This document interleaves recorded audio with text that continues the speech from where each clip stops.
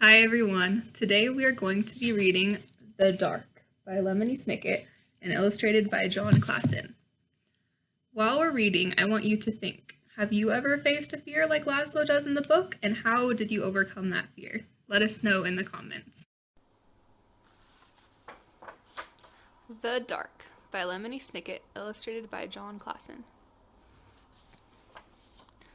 Laszlo was afraid of the dark.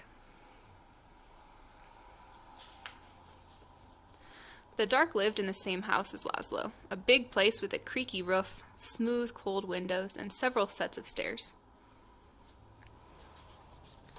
Sometimes the Dark hid in the closet. Sometimes it sat behind the shower curtain. But mostly it spent its time in the basement. All day long, the Dark would wait in a distant corner, far from the squeaks and rattles of the washing machine, pressed up against some old damp boxes and a chest of drawers nobody ever opened. At night, of course, the Dark went out and spread itself against the windows and doors of Laszlo's house. But in the morning, the Dark would be back in the basement where it belonged. Laszlo would peek at the Dark every morning.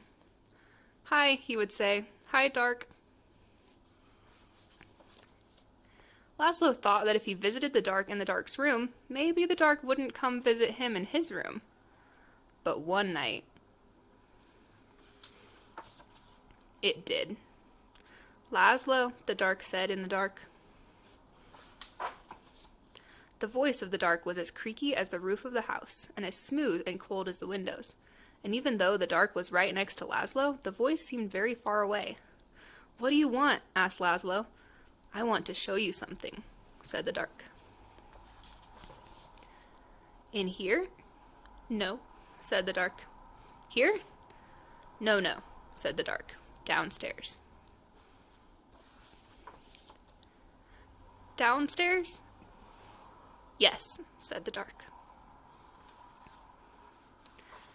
In Laszlo's living room was the biggest window in the house. Laszlo looked out at all the dark outside.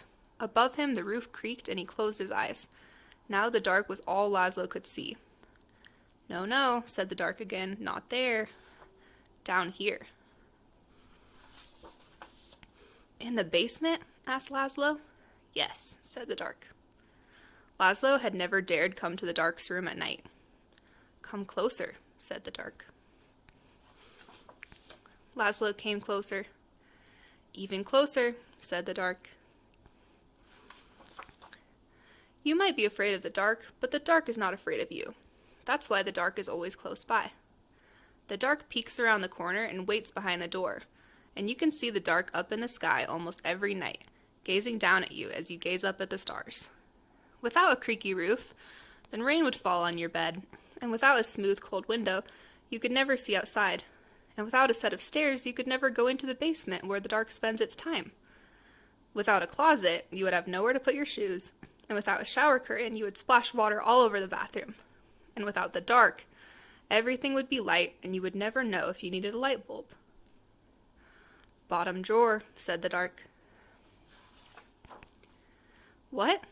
"Bottom drawer," said the Dark. "Open the bottom drawer." "Thank you," said Laszlo. "You're welcome," said the Dark.